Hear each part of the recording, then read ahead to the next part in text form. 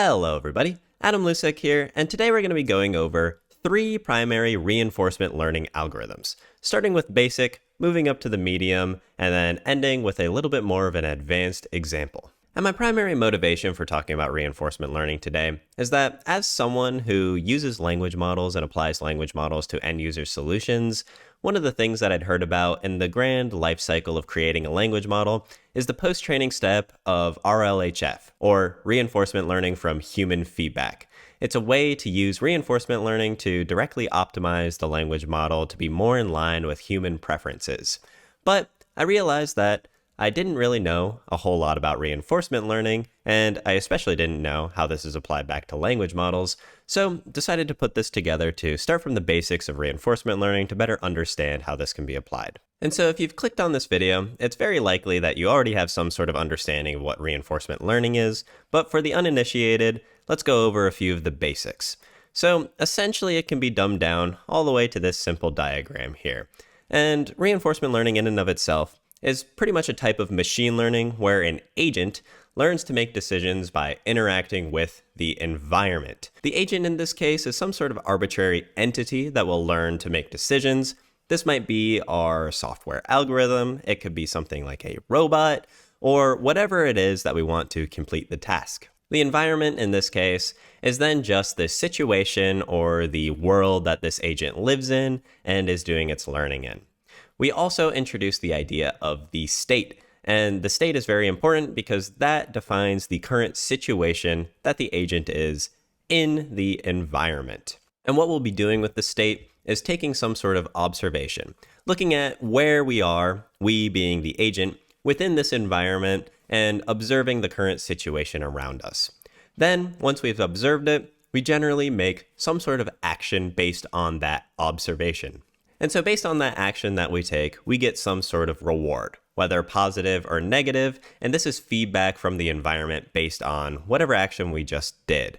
And this is the core part of reinforcement learning, because at the beginning, we're just going to be observing what situation is, the state that we're in, doing some sort of actions, and then seeing what reward we get. This reward then will dictate our learning. We'll of course want to perform more actions in states that provide greater rewards and stray away from those actions that detract or penalize us. And so then, over time of observing the state, taking some action, and looking at the reward, we're able to then develop some sort of policy, or the strategy that the agent's actually going to use to determine its actions in this environment. As a quick summary then, the goal of reinforcement learning is for the agent to learn the optimal policy that maximizes the cumulative rewards over time. This is achieved then through a process of trial and error, where the agent explores the environment, takes some sort of action, learns from its consequences, and then creates this strategy or policy to accurately navigate this environment. And so with that brief introduction out of the way, what we'll be going over now are 3 major algorithms and implementations, starting from the very basics with Q-learning, moving up to something a little bit more advanced with deep Q networks, and then finally ending with a little bit more of an abstract and even more advanced one, Proximal policy optimization. And these 3 reinforcement learning implementations should give us a general idea of how modern day reinforcement learning is really being implemented. And so Q-learning is, in one line, what they call a model-free reinforcement learning algorithm used to find an optimal action selection policy for finite Markov decision processes. And so to break that down into words that people can actually understand, what we mean first by model-free is that we actually don't need to have any sort of understanding of the environment. The Q-learning algorithm is purely going to be based off of states and observations without having any sort of explicit knowledge of what's going on in the environment. And this is because at its heart, what we're going to be doing is mostly keeping track of the optimal actions to take in given states that it observes. And so Q-learning is then best used in environments that have a finite set of steps, states, and actions to take. That's what we mean by finite Markov decision processes. And so what we're going to do is take our environment and then be able to run through every single state and observation and every single action at every single state. That's why we need it to be a little bit more simpler and finite, And then within each of these states and observations, we are going to derive some sort of Q value for each action given the state observation pair. Q in this case stands for quality and is essentially just going to be some measure of what the best action to take is in any given observation. For anyone who knows a little bit about economics, you can think of this almost as the utility of an action in a given observation of the state, which you want to kind of maximize your utility or take the action that maximizes that utility. But the theoretical of Q learning can only go so far. Let's actually show a real example so that you can get an understanding of how this actually happens in practice. And for our example, we're going to have a very simple 3x3 grid here, where what we're going to do is have the agent start in this starting position, and its main goal is going to be to, well, reach the goal.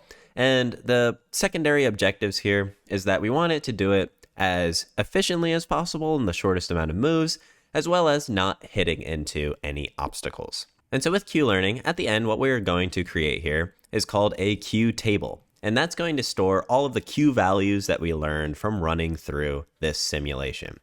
Q values, as I mentioned, represent the expected utility of taking a specific action in a given state that determines how useful that action actually is. And the Q table here is going to be more of a lookup table for actually storing our Q values for every single state action pair. And this is what's going to be the main brains, per se, of our agent at the end of training. Because what it's going to do is going to show us at each tile in our grid what the best action is to take.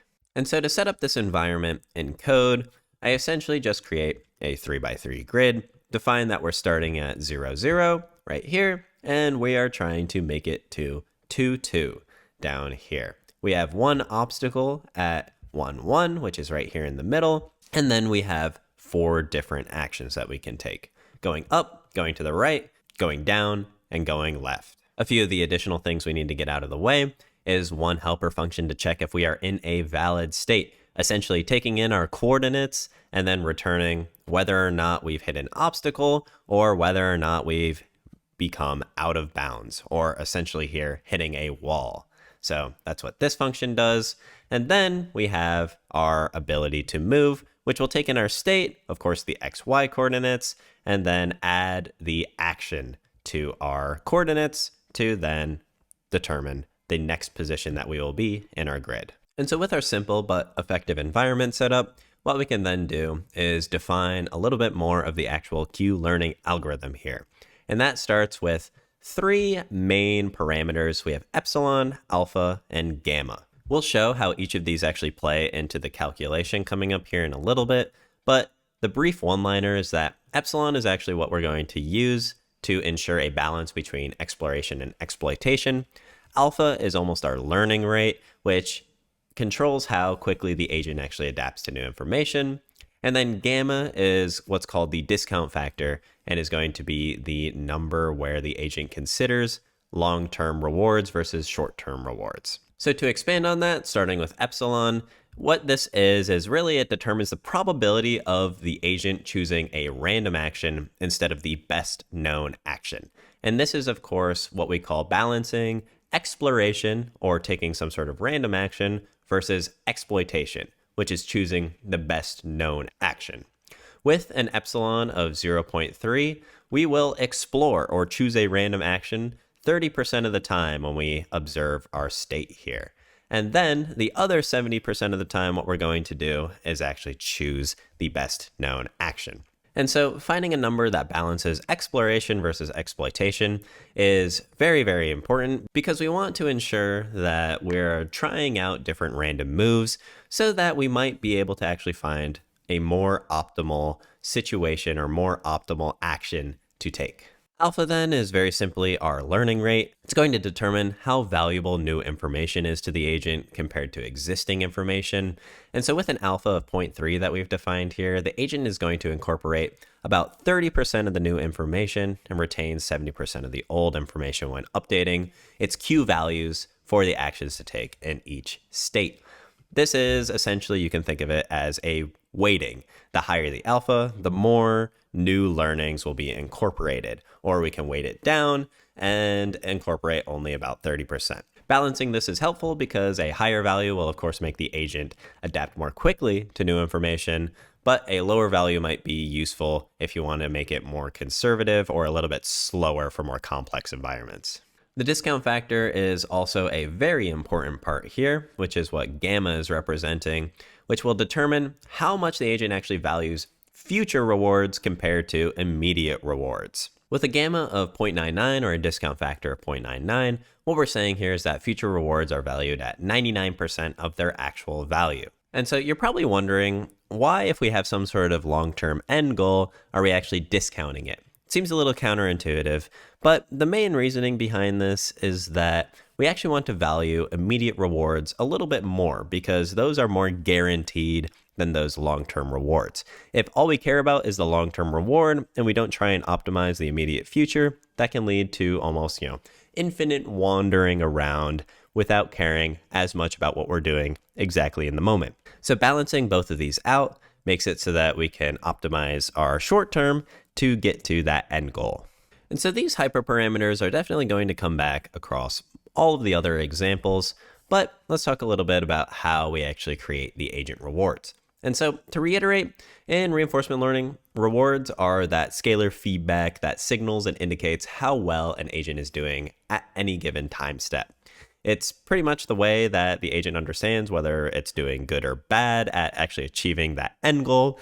And in general, what we're trying to do is actually maximize the amount of rewards gained. So for this specific example, our primary objective here is, of course, to reach the goal tile. And so we want to set up some sort of reward that greatly rewards doing that and penalizes making any sort of incorrect move, things like hitting a wall or any obstacle.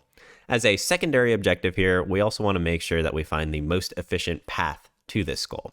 So what we're doing here in the getReward function is returning a positive large number of 100 as our reward if we've reached the goal, and a penalty or negative reward of -10 for hitting any wall or obstacle. And then for our secondary objective of finding the most efficient path, we also have a small penalty for actually every single step that we take.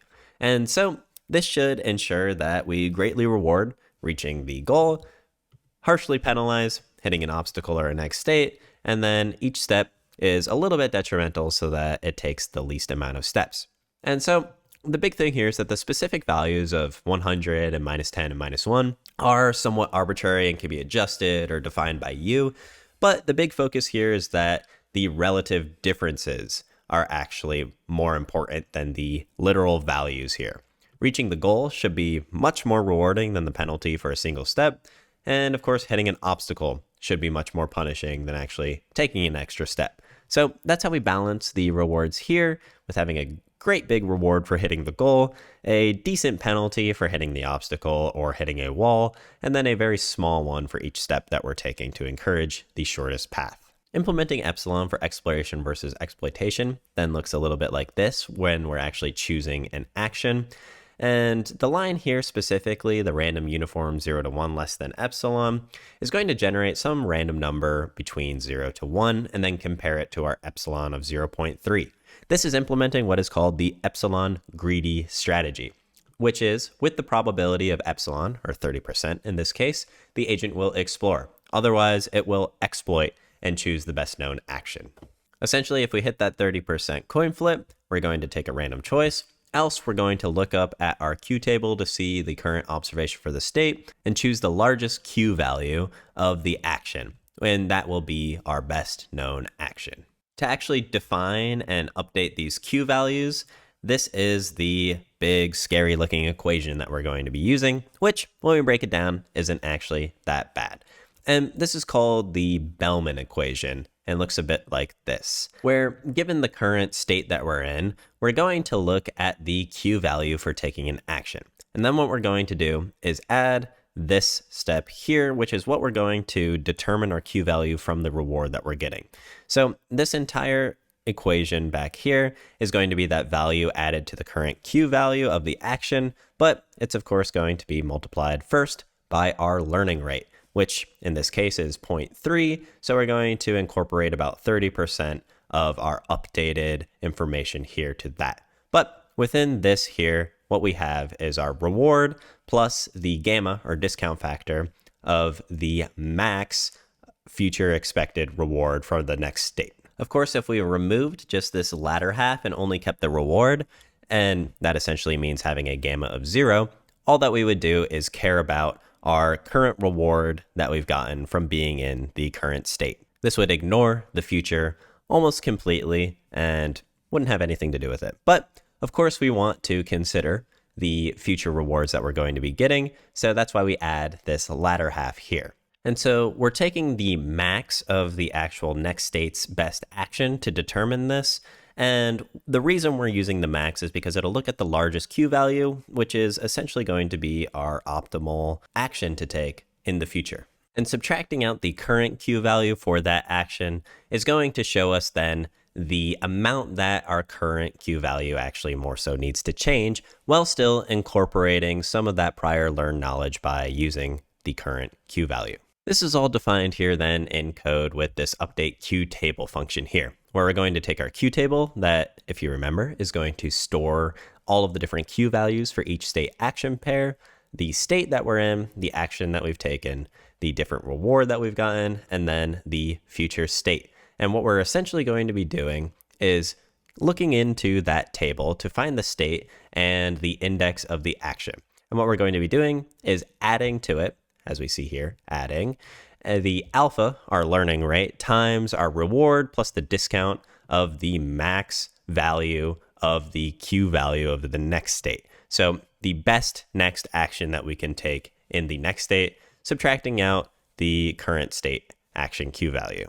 So to summarize, when we're really updating the Q value of an action in a given state, we're first considering the immediate reward and then calculating the maximum future reward that we could get from taking that action. This is all considered as one combined together and then added as a value onto the Q table so that we can iteratively try and take the actions that maximize both our current reward as well as take into consideration the future reward, thus hopefully finding the best action to take. Essentially what we're going to be doing to actually train this agent to navigate our environment follows this 8-step process. We're first going to have a completely zeroed and empty table that is the same size of our environment, 3 by 3 in this case. We're going to start our current state at 0, 0. We're then going to choose an action to take based on the current state in the Q table, determine then the next state based on the action chosen in the current state, calculate the reward that we've gotten based on the action taken, update the Q table then for our current state action pair based on the reward and the next state, move to that next state for the next iteration of this loop, and then we repeat this until the goal is reached. We're going to be repeating this for about 10,000 episodes, and then the hope is that we have a full nice Q table that will outline the best moves to take for the given objective. And so what we're probably expecting to see is something a little bit like this. The optimal policy generated here is going to be going to the right twice and then down twice, or going down twice and then to the right twice, as these both are the most efficient. So let's see actually what our Q table then looks like. And to interpret this, essentially what we're seeing is each coordinate, which is going to be each state in our environment, and then the value that we've derived down the column for each action, going up, going to the right, going down, and then going left. And so how we can interpret this is that the higher Q value here for each action in the given state is going to be the best action to take in that current state. So very, very much in line with what we're expecting. Going to the right and going down have exactly the same, but higher than going up or going to the left Q value, since we could either go to the right or go down, and both of those are very optimal decisions. Then, for example, at 0, 1, which would correspond to this right here, what we see is that the highest Q value is going to be going to the right. Going left doesn't have as big of a detriment as going down or up, and that is, of course, because going down or up, we would be hitting a wall or the obstacle. Going left, we wouldn't necessarily be getting closer to the goal, but we wouldn't hit anything. However, going right is going to be the optimal choice here. And this continues so on and so forth, and then we can see that the best possible actions to take in this 3 by 3 grid, as determined by the Q value found in the state action pair table here, is either going to the right or down, and then at each one of these, either to the right or down, and then over to the goal or down to the goal here. And so with that, our agent has successfully been able to learn the environment and learn the best actions to take given our very simple discrete environment here. And so while Q tables are really excellent for these smaller discrete, as I mentioned, state action pairs and state action spaces, as we all know, many real world applications involve large or continuous state spaces. In these cases, more advanced techniques are definitely going to be needed, which build upon the principle of Q learning. So next up, we're going to look at one of these continuous spaces and introduce some neural networks to the picture with deep Q networks. So while Q learning worked great for our 3x3 example above, where we could very easily cover all of the possible state action pairs, when it comes to applying RL techniques to more complex environments, this is just not realistic, because if something tends to be infinite, then our lookup table for the state action pairs will grow to infinity. So we need something that can scale with this, but not record down exacts. And essentially, what we need is the best estimates then of Q values given a state. And so this is where deep Q networks are going to be introduced, which essentially, instead of having a clearly defined lookup table, we're instead going to have a neural network estimation that can learn to estimate and generalize actions at different states to an environment, being able to then learn and apply these techniques to continuous states. So for our example and implementation, we're going to be looking at the action of actually balancing a pole using the cart pole v1 environment, which comes from the Gymnasium library. And Gymnasium is a fork of Gym, which actually came from OpenAI and is a library that standardizes a lot of different reinforcement learning environments and applications. So it's a really great way of having a lot of different standardized problems or standardized environments, similar to maybe this asteroid landing, or of course our cart pole here, and being able to use these environments to train reinforcement learning models or learn a little bit more about reinforcement learning. But the big thing about this environment is that we are going to have two available actions for our agent to do, which is controlling this cart, either moving left or moving right. We can then observe at each state the cart position, which is going to be negative 4.8 to 4.8, which are the bounds of our right and left, the cart velocity, which is going to be negative infinity to infinity, the pole's angle, which can be negative 24 to 24 degrees, and then the pole's angular velocity, which can be negative infinity to infinity. So already what we're seeing is that we have some infinite values here. So keeping track of all of these in a lookup table, similar to Q learning, is just not going to be practical or anything that we can actually do. We're going to have to apply some sort of way to best estimate the actions that we're going to take, and that's of course where our deep neural network is going to come into play. A little bit more about the environment. What we're seeing here in this GIF as it's actually cutting and resetting is that there are a few termination conditions. Whether the pole angle reaches greater than plus or minus 12 degrees, whether the cart position is plus or minus 2.4 or goes off the screen, and then the episode length of 500 steps. Given that our objective is trying to balance the pole as long as possible, our reward that we're going to be getting from this environment is going to be +1 for each step that we don't hit termination or truncation. The hope then is that we're going to create a model that can actually balance this pole without hitting any of these termination conditions. Essentially, we want to hit a maximum reward of 500 because that is going to be our longest episode length, and thus it will have to learn to balance this for 500 steps. So after initializing our environment here with the Gymnasium library, we can see that our state size corresponds to 4, which represents the numbers that we're going to be able to observe from our cart position, our cart velocity, pole angle, and angular velocity. And then our action size is going to be 2, which is of course going to be either moving left or moving right. Thus, our neural network is going to have to look a little bit like this. So this is the exact one that I will be using myself to solve this cart pole problem. And it's going to take in the 4-dimensional state information, which we just went over, process it through 2 hidden layers of 24 neurons each, and then it's going to output 2 values here at the end. and these are going to represent our estimated Q values for the two possible actions of moving to the left or moving to the right. With all of this information, we can calculate that this will give us a whole 770 trainable parameters to learn the environment and refine our predictions. So while this model is going to be very, very, very small in comparison to the large-scale neural networks of modern day, it's still going to work great and be able to run these predictions and, even better, be able to run on a laptop nicely. I decided I wanted to try out some TensorFlow to actually set this up. So this is where we're going to be defining our main model, which we're going to take the input of 4, pass it through 2 dense layers of 24 neurons, and then finally our output is going to be the action size of 2 here. And of course, we have the call function so that we can pass all of these values through nicely. And so with the model defined, now we actually have to create our agent, which is going to be a lot more complicated than our simple Q-learning algorithm, because Q-learning was just going to create that Q table.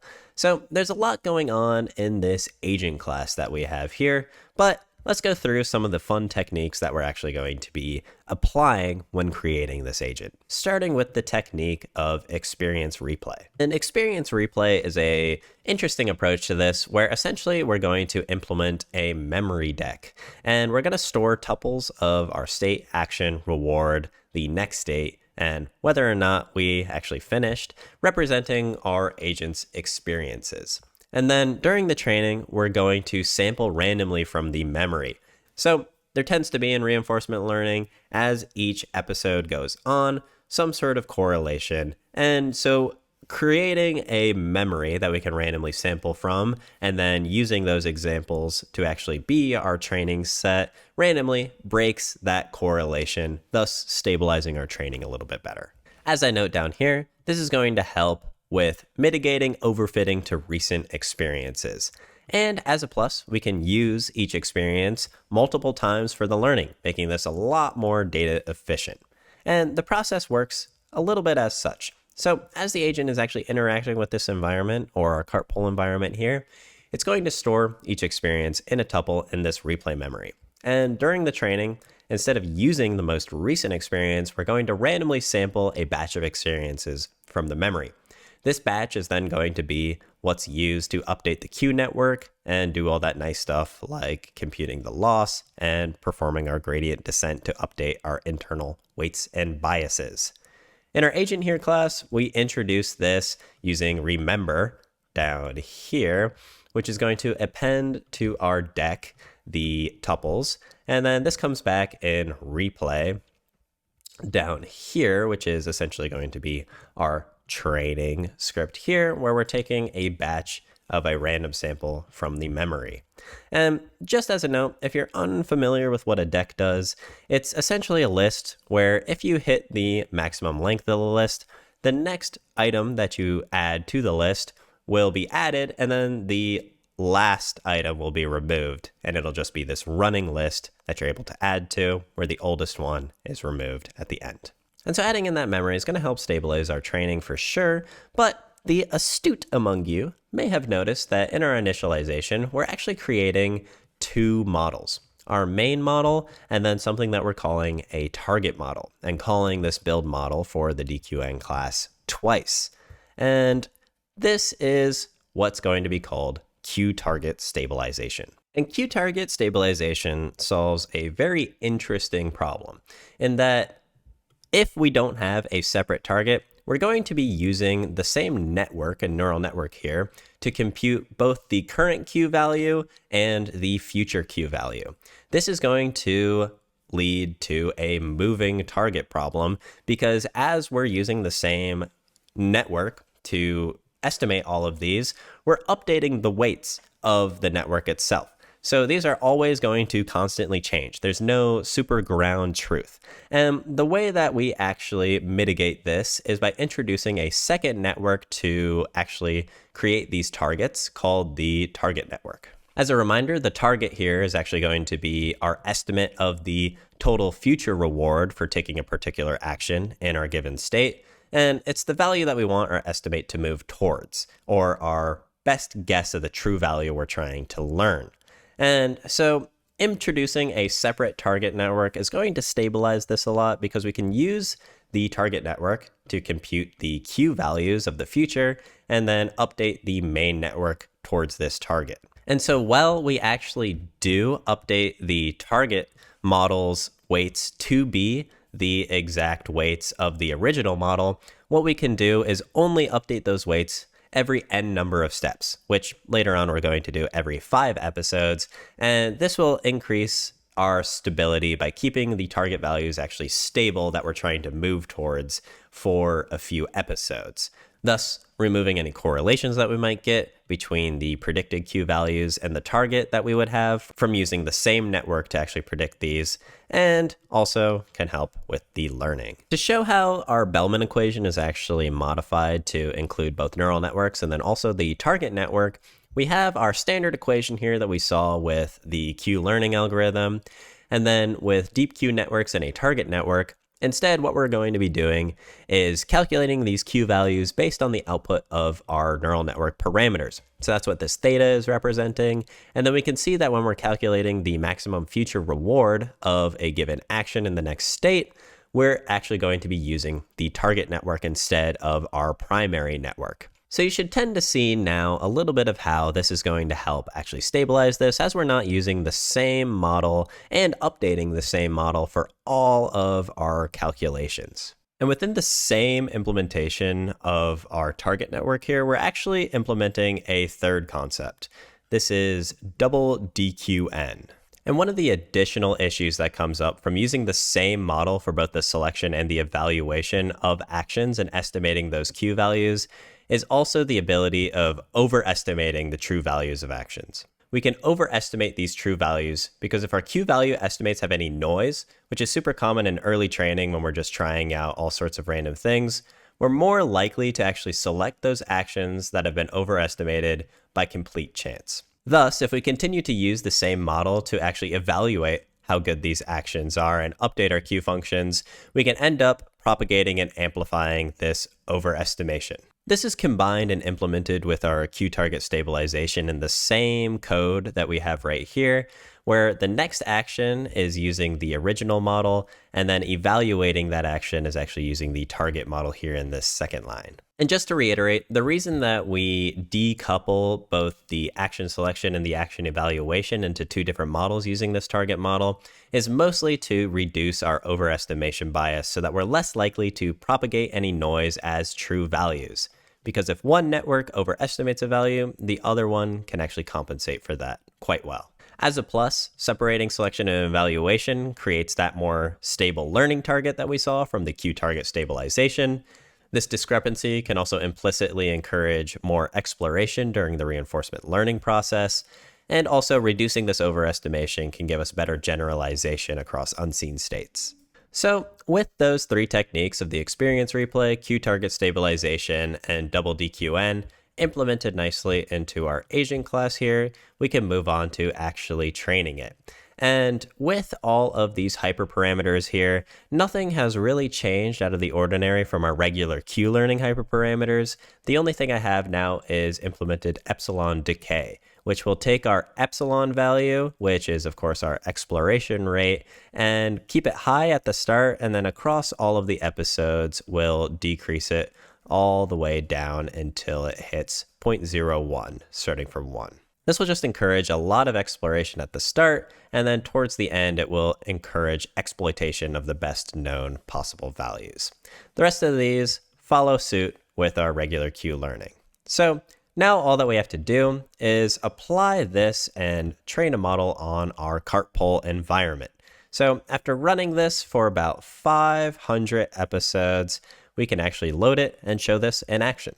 To show a baseline, we can see a very early version of the model struggling to actually move the cart to balance this pole here. So it's not doing a very good job. It's able to, on regular, hit about 10 steps of balancing, which is generally the minimum. It hasn't learned at all, basically, how to balance this pole. But let's change this model now to the one that's been fully trained and show what it's learned to do. And after loading the fully trained model, we can see that it's able to actually take the correct actions here now to balance this pole real well.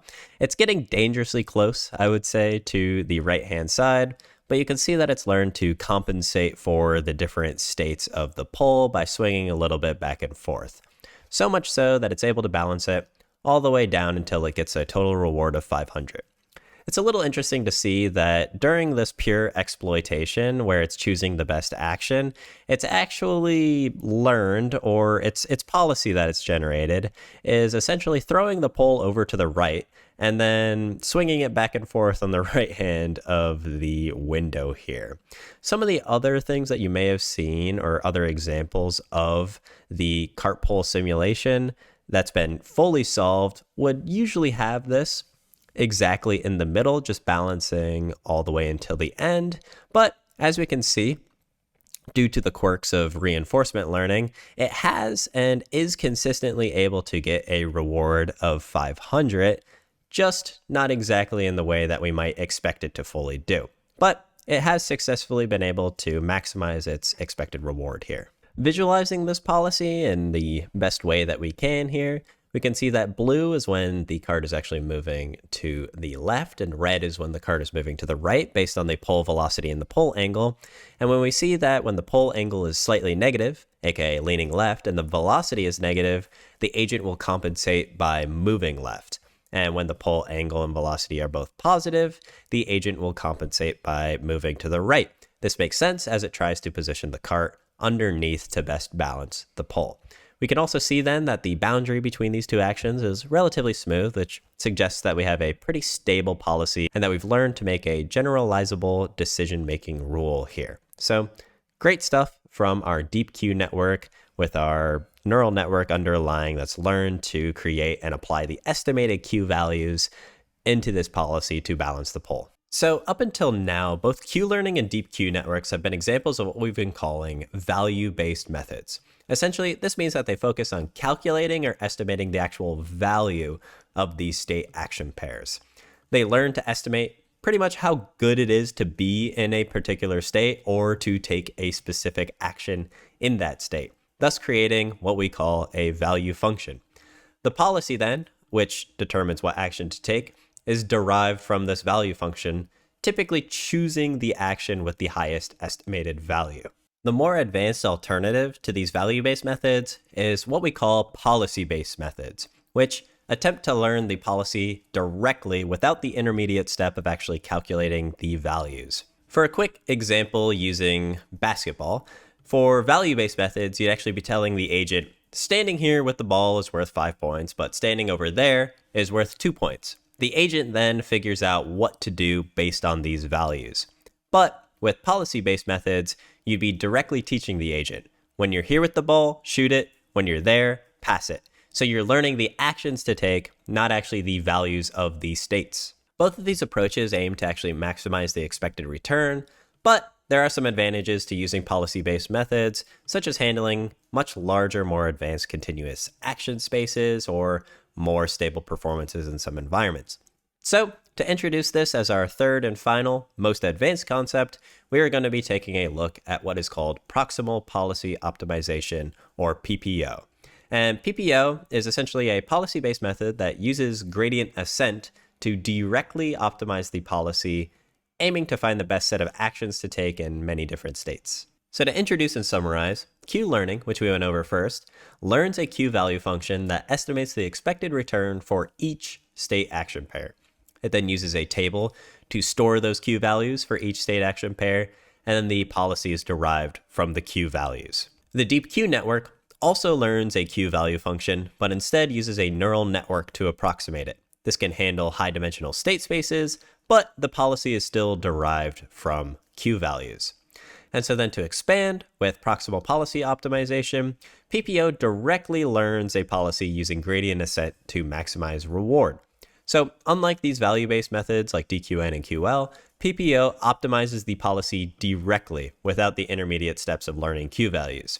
It does this by updating the policy parameters, which is going to be the underlying neural network, the weights and biases, in the direction that increases that expected reward. And then a few aspects which we're going to expand on a little bit later is that PPO uses what's called a surrogate objective function to update the policy, which is a function that compares the likelihood of actions under the new policy versus the old policy, and is multiplied by an estimate of the advantage, which we'll get into what this advantage is later, but it's essentially how much better an action is compared to the average. The term proximal comes from this clipping mechanism, which it uses to limit the size of its policy updates. This is essentially restricting how much the policy can actually change in a single update, keeping the updates in a close proximity, thus where proximal comes from. This is to promote stability and prevent kind of drastic policy shifts that could actually lead to performance collapse. Some of the cool underlying architecture that we're going to look at is that it employs an actor critic to include a value function still, so we're going to be building off of this value function estimate to reduce variance in these policy gradients. We're going to have one network, which is the policy itself, called the actor, and then we're also going to use a network to estimate the quality of the actions and states, or the Q values, called the critic. So we will still be using a value function in this, but not directly using the value function to actually derive the policy. We'll be deriving the policy directly. And this is, of course, because we are now working with probability distributions instead of Q tables or deterministic values. So unlike Q-learning or DQN, which outputs single values for actions, we're actually going to output a distribution over actions. This allows for more nuanced policies, especially in these complex or continuous action spaces, where we can see the most likely action to take given a state. And the probabilistic approach enables us to better handle uncertainty and exploration-exploitation trade-offs. So what we're trying to do is actually optimize the policy directly while ensuring that the new policies don't actually deviate too much from the old ones. This is going to help promote stable learning and avoid catastrophic drops in performance, while also creating a probability distribution, which will allow for more flexible and adaptive policies in these complex environments compared to the more stricter DQN or Q tables. So to actually show a lot of this in action, let us take a more complex environment. And for this, we'll be using the Atari game Pong. The Pong environment, I feel, is going to be a very interesting application because Pong in and of itself is a little bit more complicated than just going down a coordinate grid or moving left or right. The current environment that we're going to be using, still using Gymnasium, is actually going to have 6 possible actions with no operation or not moving the paddle, firing at the start of the game to serve, moving to the right, moving to the left, a right fire, which is moving to the right and firing at the same time, or a left fire, which is the same but to the left at the start of the game. And essentially what we're going to be doing is learning a policy that can create a distribution, a probability distribution over all of these actions given the current states. So what we're then going to be able to do is see what the probability of doing all of these actions is given our policy at the end of training.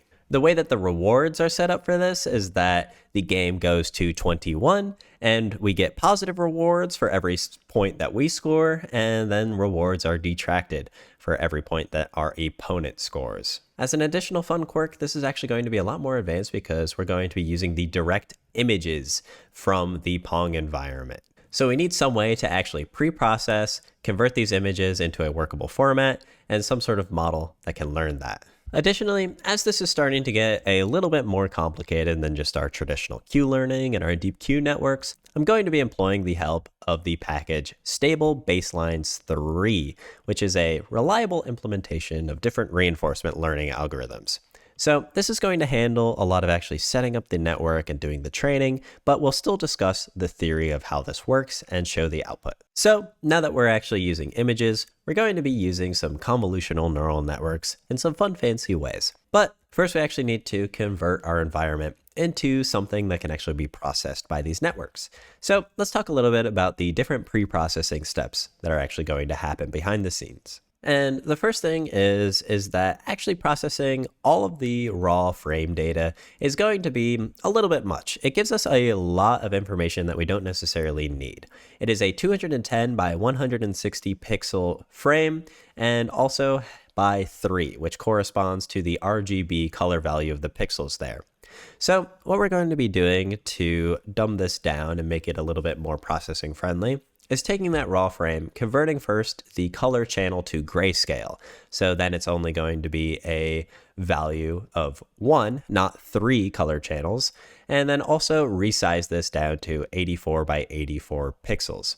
We then also normalize all of the pixel values by dividing by 255. And these pixel values are going to be the grayscale pixel values. So now all of them are going to have values between 0 to 1.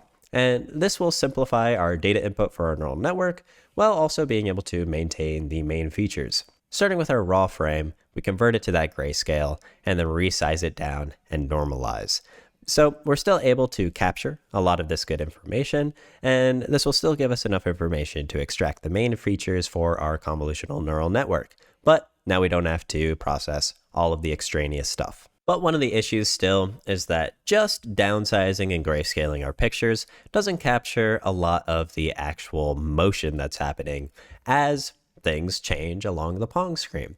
So what we're going to do is actually stack different frames together so that we can capture those temporal differences. To do this, what we'll do is take our 84 by 84 by 1 tensors and combine them together across 4 time frame steps.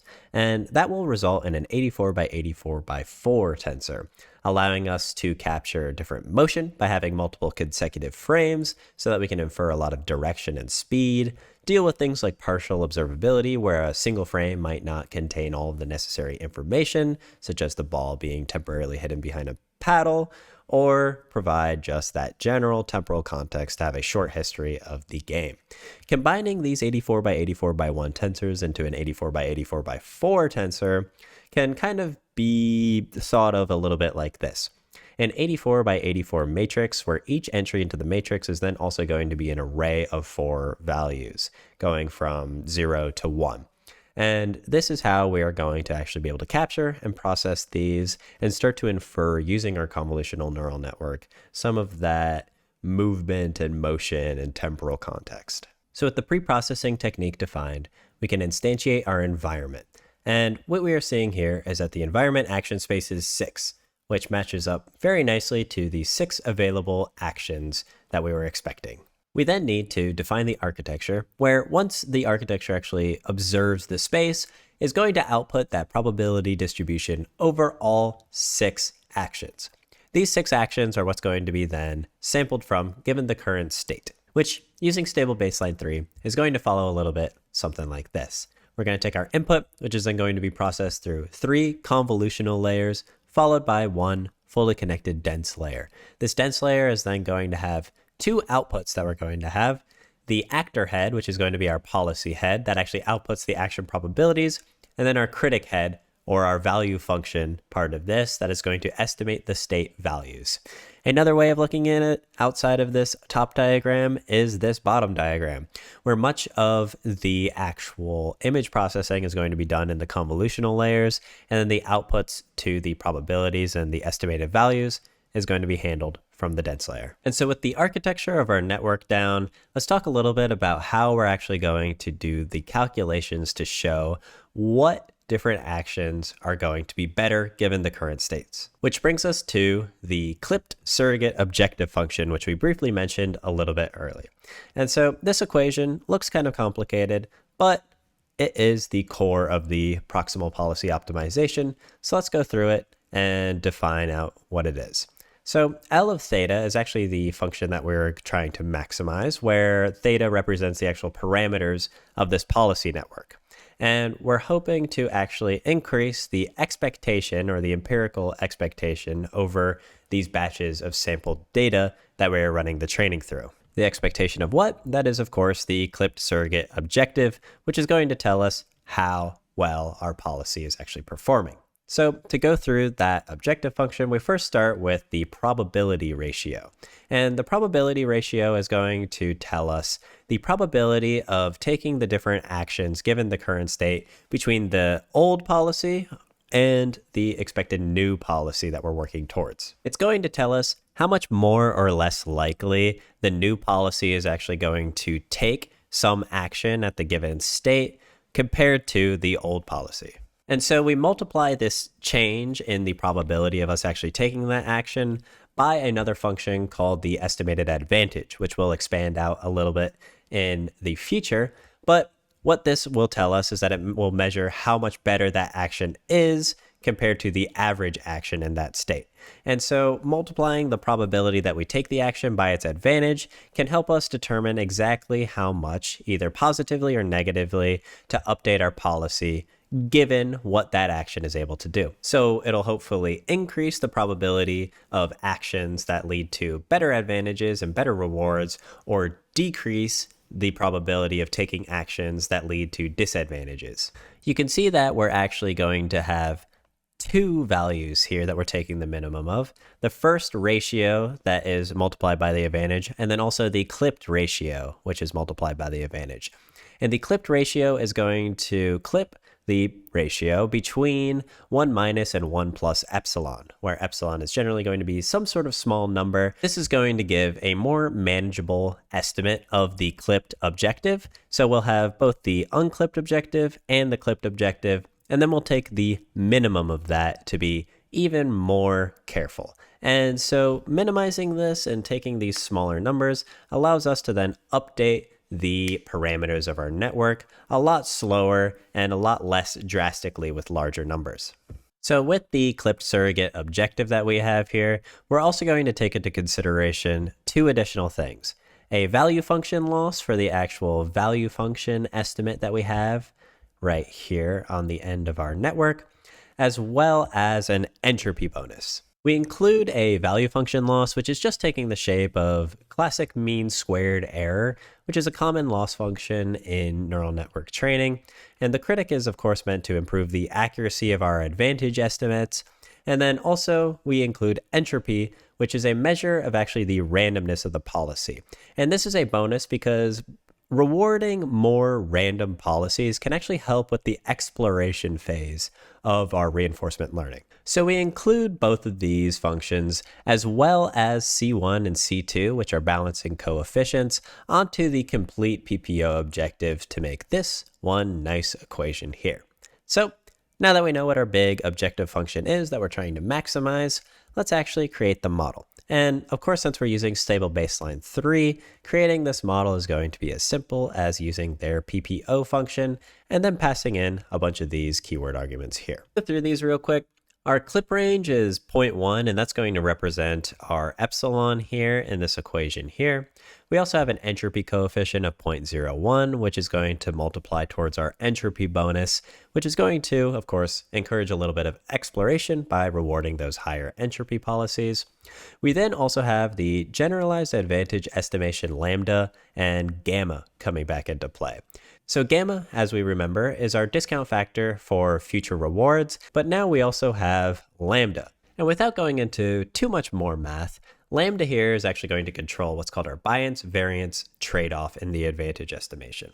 Essentially, the two-liners here is that a low lambda is going to be more reactive to immediate rewards, but provide us with noisier estimates, whereas a higher lambda is going to be more smoother, more stable estimates, but slower to actually adapt to the changes in the rewards that we're getting. In short, gamma is actually going to affect our overall reward structure, whereas lambda is more so going to affect how our advantages are estimated. This is going to have different influences. So gamma is going to influence what the agent actually learns, short-term versus a long-term focus, whereas lambda is more so going to influence how the agent learns, stability versus adaptability of these estimates. We also have the value function coefficient here, which weighs the value function loss, as we were talking about a little bit earlier. And then we have some very classic neural network-based training, things like our learning rate, our grad norm, number of epochs, steps, and the batch size that we're going to be using. If you're following along in the code, I definitely recommend running this part with some sort of GPU acceleration. I used a Google Colab notebook. They have a free T4 GPU that can really increase the time that it takes to actually run this stuff. And so that's just my recommendation here if you're following along. But let's go through a little bit of the algorithm step by step and then try it out. And so the general process that this is going to follow while training is we're going to initialize our policy parameters. And then for each environment, we're going to collect n steps using our current policy, compute the rewards, the value estimates, and the advantages using our generalized advantage equation. And then we're going to repeat our policy updates, which is shuffling the data and creating some batches. And then for each batch, we're going to compute a probability ratio, and then using that ratio, compute the 3 kinds of losses: our clipped objective, our value function loss, as well as our entropy bonus.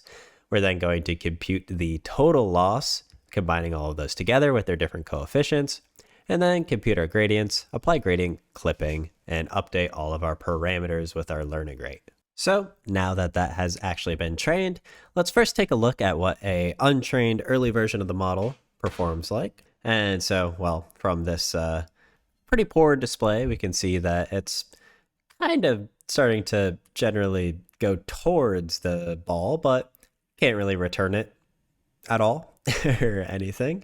So let's actually load the fully trained model that I was able to get after a few million steps of training. And we can see now that our Pong playing policy is actually playing pretty well. It's found a decent strategy of actually going more down towards the left and serving it in a way that our AI on the other side, which is a very basic one from Atari, can't really deal with. One of the interesting things we see here is that it actually learned through my training to concede the first point. And it always concedes the first point so that it can set itself up to win the next 21 points, basically. Every once in a while it'll miss, and sometimes this strategy won't work out perfectly, but it's decently learned how to win the game. Maybe not fully 21-0, but with a pretty cool strategy here. You can see, even like what it just did there, it can adapt to unseen strategies, although it prefers this left bounce. To show an example then of what our action probabilities look like from the policy, and this is what we're trying to actually learn and maximize the effectiveness and the advantage from during PPO, this graph is kind of going to show that. So we now output a probability distribution over actions for any given state. Instead of directly estimating those actions like in Q-learning or deep Q networks, the action probabilities shown in this plot up here are actually going to represent how likely our model is going to take each of these possible actions given the current observation. So as we can see, action 3, which corresponds to going left, has the highest probability in the state that we sampled here. And we know this to be pretty much true because all throughout watching our guy run and do a little bit of Pong, he tended to go towards the left. We can also see the other possible actions that can be sampled, number 5 being left fire. So when it does actually get the ball, it will try and fire it to the left, and it'll usually stay around the left, or at least move to it. But now we're seeing that we're outputting these probabilities, which will be sampled from given the current states that we directly learned from the policy. So everything worked out great with our PPO model.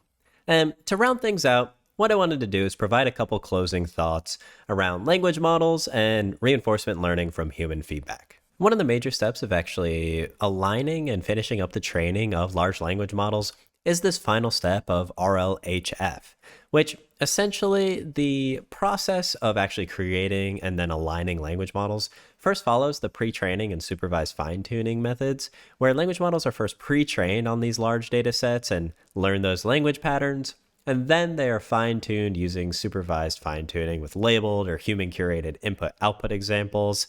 This is where things like the chat-based instruction method-tuned language models are actually created, or just better aligning them towards their expected use, whether it be general, like a general foundational model, or something domain-specific. And then one of the final steps post the pre-training and supervised fine-tuning is actually incorporating that human feedback through reinforcement learning from human feedback. And what that actually entails is literal humans actually ranking multiple responses from a model based on its quality, correctness, helpfulness, or whatever sort of criterion that they deem acceptable, and then using that feedback to train some sort of reward model. This reward model can then accurately predict the quality of future outputs. So you're starting to see potentially how this actual reinforcement learning and creating some sort of reward model, almost being able to predict or estimate the quality of an output, is tying now back to reinforcement learning. You've probably also seen, if you are a power user of things like OpenAI's ChatGPT or Claude, some of the different buttons where you can either thumbs up or thumbs down a response, or maybe even, this is one that ChatGPT likes to do a lot, give you two responses to your same prompt and then have you choose which one is better. All of this is going to be used then for reinforcement learning and fine-tuning, where the language model is fine-tuned using reinforcement learning algorithms, very similar to ones like proximal policy optimization, where the model will then generate a response, reward model scores them, and then our algorithm adjusts the model to maximize these scores. And generally, we are actually doing policy-based methods similar to PPO to do this reinforcement learning. And so with all that being said, I hope this gave you a great overview of how reinforcement learning actually kind of operates from basic to medium to a little bit more advanced, and some of the ties back to some of the more common practices to modern day language models. If you enjoyed the video, consider subscribing. If you liked what you saw, leave a like, and if you have any more questions, leave them down in the comments below. Thank you and have a great day.